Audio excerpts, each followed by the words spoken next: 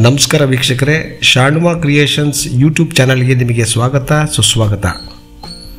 ಇವತ್ತಿನ ವಿಡಿಯೋದಲ್ಲಿ ಕರ್ನಾಟಕ ರಾಜ್ಯ ರಸ್ತೆ ಸಾರಿಗೆ ನಿಗಮದಲ್ಲಿ ಚಾಲಕ ಕಮ್ ನಿರ್ವಾಹಕ ಹುದ್ದೆಗಳ ನೇರ ನೇಮಕಾತಿಗಾಗಿ ಮೂಲ ದಾಖಲಾತಿಗಳ ಪರಿಶೀಲನೆ ಮತ್ತು ಫಿಸಿಕಲ್ ಫಿಟ್ನೆಸ್ ಪರಿಶೀಲನೆಯನ್ನು ಮಾರ್ಚ್ 6, 2024ರಿಂದ ಪ್ರಾರಂಭವಾಗಲಿದ್ದು, ಕರೆಪತ್ರವನ್ನು ಹೇಗೆ ಡೌನ್ಲೋಡ್ ಮಾಡ್ಕೋಬೇಕು ಅನ್ನೋದನ್ನು ಈ ವಿಡಿಯೋ ಮುಖಾಂತರ ನಿಮಗೆ ತಿಳಿಸ್ಕೊಡ್ತೀನಿ.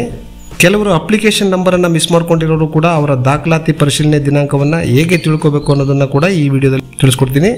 ಅದಕ್ಕೂ ಮುಂಚೆ ನೀವೇನಾದರೂ ಹೊಸಬ್ರಾಗಿದ್ದರೆ ದಯವಿಟ್ಟು ಚಾನಲನ್ನು ಸಬ್ಸ್ಕ್ರೈಬ್ ಮಾಡ್ಕೊಳ್ಳಿ. ನಿಮಗೆ ಈ ವಿಡಿಯೋ ಇಷ್ಟ ಆದರೆ ಒಂದು ಲೈಕ್ ಮಾಡೋದನ್ನು ಮರಿಬೇಡಿ. ಹಾಗೆಯೇ ಅಗತ್ಯ ಇರೋರು ಕೂಡ ಈ ವಿಡಿಯೋನ ಶೇರ್ ಮಾಡಿ ಅಂತ ಹೇಳ್ತಾ ಬನ್ನಿ, ಆಗಿದ್ರೆ ವಿಡಿಯೋ ಶುರು ಮಾಡೋಣ. ನಿಮ್ಮ ಮೊಬೈಲ್ ಗೂಗಲ್ ಬ್ರೌಸರ್ನಲ್ಲಿ KSRTC ಜಾಬ್ಸ್ ಅಂತ ಟೈಪ್ ಮಾಡಿ, ಸರ್ಚ್ ಮಾಡಿ. ಮುಂದೆ ಓಪನ್ ಆಗುವ ಪೇಜಲ್ಲಿ ಕರ್ನಾಟಕ ಸರ್ಕಾರದ KSRTC jobs.karnataka.in ಮೊದಲನೇ ಲಿಂಕನ್ನು ಕ್ಲಿಕ್ ಮಾಡಿ.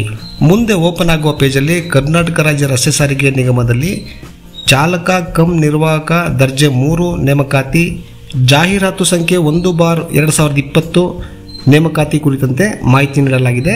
ಈ ಪೇಜಲ್ಲಿ 4 ಆಪ್ಷನ್ಗಳನ್ನು ನೀಡಲಾಗಿದೆ.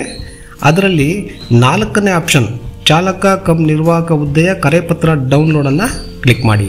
ಮುಂದೆ ಓಪನ್ ಆಗುವ ಕರೆಪತ್ರ ಮುದ್ರಣ ಆಪ್ಷನನ್ನು ನೀಡಲಾಗಿದೆ.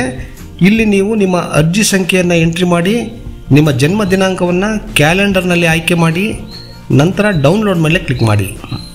2020ನೇ ಇಸ್ವಿಯಲ್ಲಿ ಅರ್ಜಿ ಸಲ್ಲಿಸಿ ಏನಾದರೂ ಅರ್ಜಿ ಸಂಖ್ಯೆಯನ್ನು ಮಿಸ್ ಮಾಡಿಕೊಂಡಿದ್ದವರು ಕೂಡ ಈ ಹಿಂದಿನ ಹಂತದಲ್ಲಿ ಇರುವ 3ನೇ ಆಪ್ಷನ್ ದಿನಾಂಕವಾರು ದಾಖಲಾತಿ ಪರಿಶೀಲನೆಗೆ ನಿಗದಿತ ಅಭ್ಯರ್ಥಿಗಳ ವಿವರ, ಈ ಆಪ್ಷನನ್ನು ಕ್ಲಿಕ್ ಮಾಡಿ.